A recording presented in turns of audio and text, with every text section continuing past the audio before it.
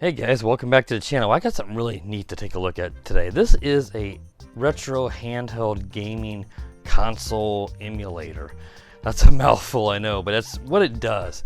This is the Blackhawk X20. Now it goes under another name on Banggood, kind of a goofy name, but they don't actually have that listed here, and I'm afraid I may not say it right by memory, but it's the title of this video. But Blackhawk is what the box says. And as you can see, it's a 3001 game. Now that's the internal storage version. If you buy the one with the extra SD card like this one comes with, then it, I think, was like 7,000 games in one. And this is just really neat. This will emulate all of your classic video gaming, home video gaming systems that we had in the 80s and the 90s and the early 2000s, and some handhelds as well, and your arcade games. And when we used to go to arcades, this will also emulate those. So it will emulate your Nintendo, your Super Nintendo, your Sega Genesis, and it will emulate those arcade games using an emulator called MAME, and it will also emulate your Game Boy, your Game Boy Advance, and your Game Boy Color. So those are the systems that this will emulate. So as you can see, it has a TF card expansion. Like I said, this is the one with that 32 gig card. On top of the 16 gigabytes internal storage, gives you a total combined storage of 48 gigabytes. You can connect this to a TV. You can do hand-to-hand combat by using two external controllers via USB, which I'll explain shortly. You get your double rockers, it shows here, with your double thumb pad joysticks, and it can also play video. Here on the back, it shows you some more diagrams and layouts and the internal storage, and everything that I pretty much just explained. So that is everything for the box. Before we start looking more closely at the handheld system, let's just look at the few accessories that does come with it.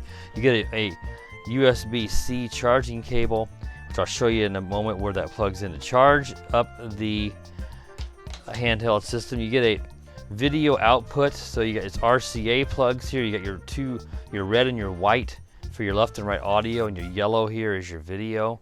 This goes to a TV, but this is going to be something, if you have a brand new or newer TV, you may not have these RCA plugs, so you may need a HDMI to RCA plug converter to actually use this on a big TV. And they give you some cheap earphones here that you can use to listen to your games while you play it. So then they give you an instruction manual here. As you can see, this instruction manual is very, very, very little, just really, really hard to see.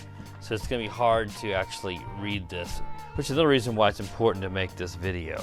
And then they give you this little reminder sheet that explains about the reset button, which I'll show you in a moment, because it isn't recessed a bit and it's kind of hard to see that reset button on the top. So let's take a closer look at the console, handheld console, and then we'll fire it up and let you guys see how it emulates some games and some of the games included. And again, there's so much on here, it's been difficult to show you guys everything. But I'll show you as much as I can to make this video reasonable and not too long. Now, there's a lot of glare. This is a 7-inch diagonally measured screen. It says it's HD, but they don't give you any information on the screen resolution, either in the instruction manual or the Banggood listing. So I don't know, I can't tell you. HD would imply that it has at least 720p ability, so we'll assume that it does. Now there's some fingerprints here. I've been messing around with this. I apologize, it's a bit smudged looking here in the video, but you've got your A, B, X, Y buttons here, like your traditional controllers you had, like the PlayStation stuff would have as well. But one thing to keep in mind is sometimes the game will say press A and they actually say press B, so you have to do a little playing around. They may not correlate properly to the buttons that are labeled on the system. You've got your rockers here, so these are your little thumb joysticks. You have a select and a start button, and you do need to use the select and start button in conjunction with the A and B to navigate the menus of the games, depending on which system it is, of course, you're emulating. These are your volume controls, volume up and down. This is your old school D-pad, like the old Nintendo and Super Nintendo used. So you can use that with the games if you're more comfortable. Some games you may not feel comfortable using the thumb pads. And then you've got your R and L up here on the top, your top bumpers, which some of the games use. Now, you know, the right thumb pad is a little lower here than the left, so it's a little bit, when you hold it, you have to kind of have your hand down. It's a little less grip, so you know, it'd be nice if they were both at the same level. So that's a little awkward to me. It's not prevented any problem playing a game, but it does feel a little odd having it lower than the left one. So that's one thing to keep in mind. And then let's take a look at the top here and all these different inputs are and outputs that are on the top. So let's make sure this is focused in properly. And they did label them here. So as you can see, these two here where my thumbs are your USB-A, your full-size USB, traditional USB plugs. This would be to plug in external USB controllers, like you saw on the back of the box. You could plug in a USB controller, and two people then could play a game together, since the controls on this is just for one person. Then you have a little mic here, and then your on and off toggle switch to turn the power on and off. This right here is for your headphones, and also the video out, I believe, as well. Video audio out. This is your TF card, your micro USB slot. The little white you see there's a sticker over this, and I just couldn't get all the residue off, but everything's fine. The card pops out of there. It's just one of those spring-loaded ones, and this comes with a little 32 gig micro SD card in there. And that is preloaded with thousands of more games on top of the internal 16 gig. We can see the sticker there. This is your USB-C charging port to charge the internal battery. I believe the internal battery on this was 5400 milliamp, I believe. I will try to double check that and put up a text if I'm wrong. I'm going by memory there. So I'm sure it's a lithium ion or LiPo pack in there. And then here is that little reset button. You would press in if the game would lock up, and that's what they're telling you in that little reminder sheet I showed you a while ago. So yeah, that's that's a helpful feature if you would have something go wrong, because sometimes these can lock up. I've never had that problem, so it shouldn't be a big deal, but you never know when it could do that. And here is a little video camera, which I'll try to demonstrate here in a moment. You can use this to take photos and video. It says 10 megapixel here. I think the Benga listing says it's 30 megapixel. Either way, don't expect much from this. I'm not sure what resolution it films. Probably going to be 720p. But, again, that would be just something you'd use if it's all you had. You're better off using your cell phone camera than this built-in camera. So let's go ahead and let's turn this on and then let you guys see how this all works. And we'll try to emulate a few games before we conclude this review. So we're just going to slide the little toggle here. Now again, that reflection, you're seeing my phone and my face and everything in the background, because it's really a high glossy screen. So do be mindful that in the sun and stuff, you're going to have a lot of glare. If you're playing this in a vehicle or a car with the windows, the sun coming in, that could be a problem at times. So here is the main screen. You saw the intro there, Street Fighter type graphics as it comes up. You've got your sound over here. And let's make sure we got everything focused in so you guys can clearly see the menus.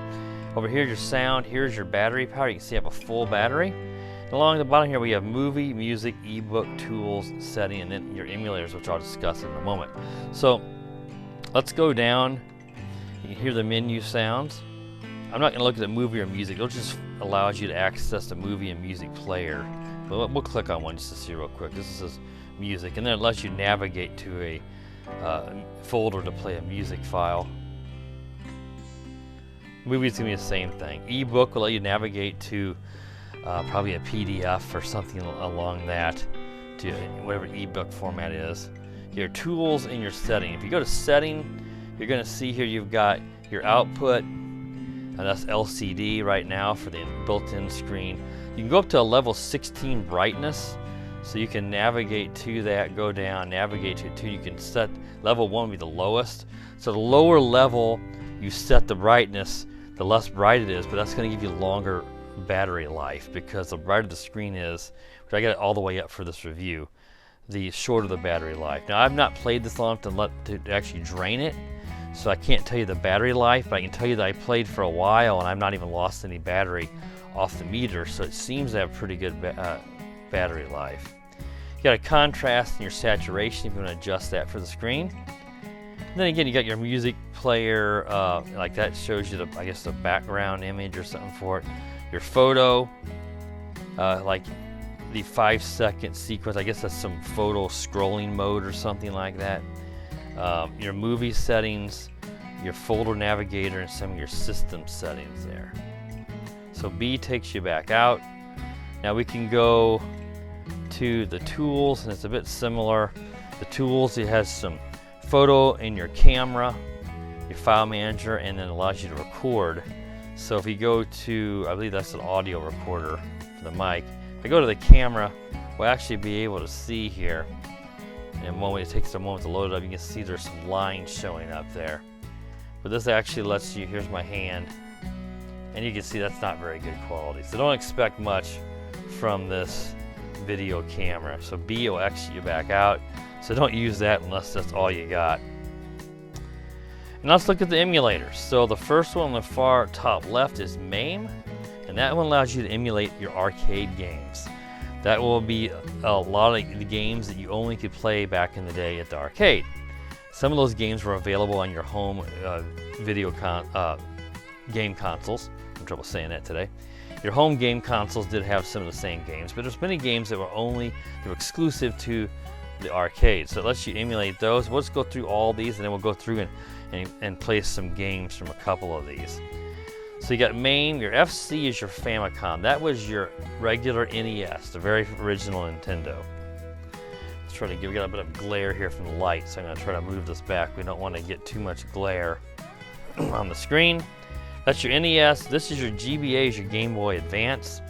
Classic is a folder that has all, and I'll show you that now, has groups of all your classic games. 300 classic Invincible collection. You've got like Adventure series, baseball games, Batman, Captain Hook, all your Castlevania games down here, Final Fantasy, Pokemon, just different popular series of games, and also genres like Tank, here's Transformers. So different genres and or different specific series of games. Then the bottom left, we have SFC. That's your Super Famicom. That's your SNES, or your Super Nintendo. So that's the 16-bit, the a little more powerful system that came out in the early 90s. I think it was around 91. So a lot of great games were released for that. MD is your Mega Drive. That is this European, Japanese name for the Sega Genesis, which was sort of the competing console with the Super Nintendo. So it's just called MD for Mega Drive. GB is your Game Boy. GBC is your Game Boy Color. And the other lets you access whatever you got saved on your micro SD card or your TF card, which again, this one comes preloaded with games on the micro SD card and the internal storage to give you, like they advertise, 7,000 games. Just be mindful when you're navigating all these folders on the SD card that some of these games can be a bit goofy named. They don't have the exact correct name. Some of it's English translation. So if you run across a weird game like Obese, it's talking about a game that had fat in the title. I forget which one it was, Fatality or something like that. and they thought it meant they took the fat part and said it was called Obese. So that was pretty funny.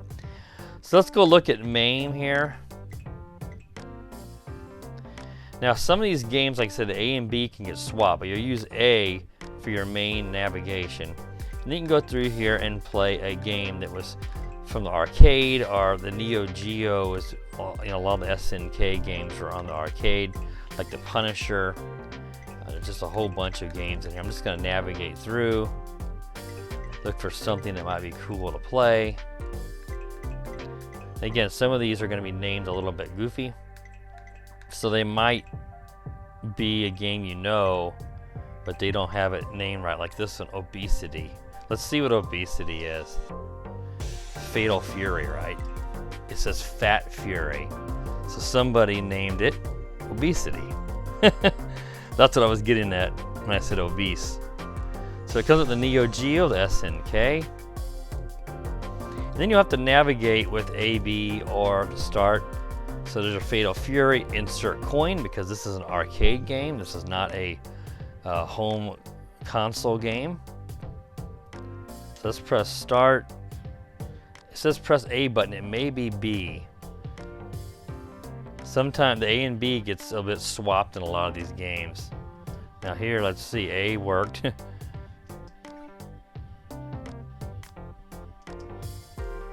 We should be able to fight here. I'm not going to be any good at this, so. This seems to emulate pretty good. From my experience, most of these games emulate pretty good, but they can sometimes run a little slow, and sometimes the sound can be a bit goofy. But so far, I've not had anything that was unplayable, except for a few instances where the game actually didn't play at all. But once it emulated, it was okay. The worst I saw was the, I think it was one of the Game Boy versions of Tony Hawk did not emulate particularly well. So to get out of a game, you press the select button. Then you've got in your menu here your return to the game. You can save the game, so you can pick up whatever level you were at. You can load that game back into start up where you left off and exit. So we'll go to exit and use B to navigate back. So let's go back, and now we got Famicom, you got your NES. We can play Contra on that. So we got Game Boy Advance, and then the Mega Drive. So let's look at the original Nintendo and see if we can find. I believe Contra was on the preloaded. I thought it was in the preloaded games, and I may have just flew right past it. Yeah, there's Double Dragon. Let's try Double Dragon. So again, some of the games are on the built-in and some are the SD cards, so you got to remember where one is and where the other is. So you saw in the thumbnail for this video that I had Contra up. Contra is included. So let's see. Will B start the game? A. This may be one of the games where I couldn't get into the menu.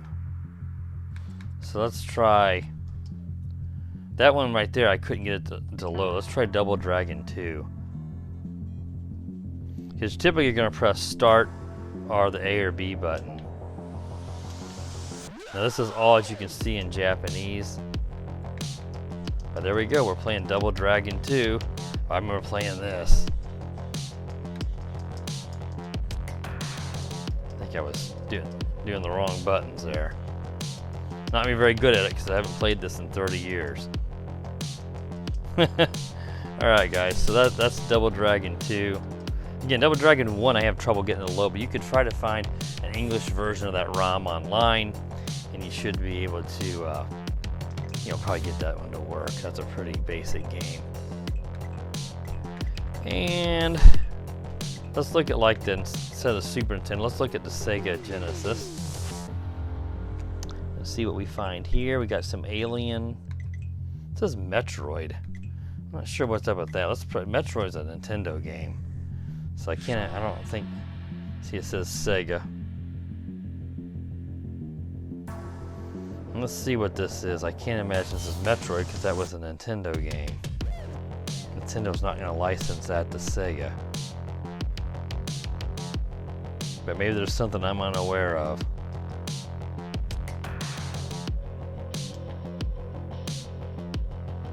Mega Turrican.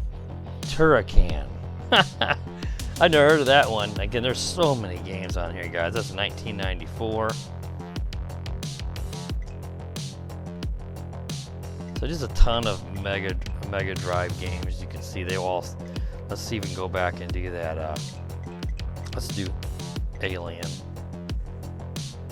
I apologize. You got to look at my ugly mug and the reflection, but the screen is so reflective.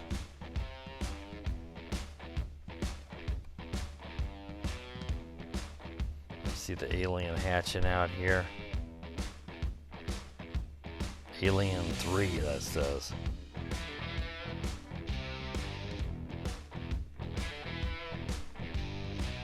Let's see, press start. There we go. Pretty cool. I'm not going to play the game, just get you guys see that it does load it up and appears to work fine. So those are the Sega Genesis games. Before we wrap this up, let's go over and show you guys. I can see that we got the Game Boy. Let's look at the Game Boy Advance. We'll just look at some of the games that are preloaded. We're not going to play a game here. We're going to show you what's on the SD card and how that works. And we'll wrap this up. Just tons of games. It's just an unreal amount if you get the one with the SD card. There's a Pitfall, Earthworm Jim. Let's press that real quick. That's one I've heard of. I wasn't going to, but I think I will. You hear the music. The music's okay. It's, you know, these games didn't have great sound anyway. I don't think they were even stereo back years ago. They might have been, but there's Earthworm Jim. That's what it says. Oh, there we go. Yeah, Earthworm Jim. That seems to emulate pretty good. That seems real good, guys. If you're someone who's my age, I'm 50. You know, I was just out of high school at the time. We played all these games back in the day. So, you know, if you're someone who's over 40, you know, you're gonna remember all these games for certain. And let's take a look at the other over here. And you can see, I'll just show you the layout. You've got the Famicom and the Game Boy, and they get them in folders. And when you get inside of them, you got subfolders on some of these. Now this one here, I don't think does. You can see a bunch of Mario, Super Mario Brothers, 4 and 2 and 3. Let's do Super Mario Brothers here. That's just going to load up the correct emulator, and there we go. So on the folder, you put them in folders. You want just to better organize your games, and then it will load the correct emulator on its end for the file extension. So there we got Super Mario Brothers, and I've already played this, and I'll tell you right now, it works just fine. Seems to emulate at the correct speed. So I'm just going to exit out of it to save us time. You can see, let's go to the Super Famicom's got all these folders, and they're like alphabetical, A through C, and C, then part of C through, you know, E or F, something like, you know, that's how it works. So some of these will have a bunch of subfolders.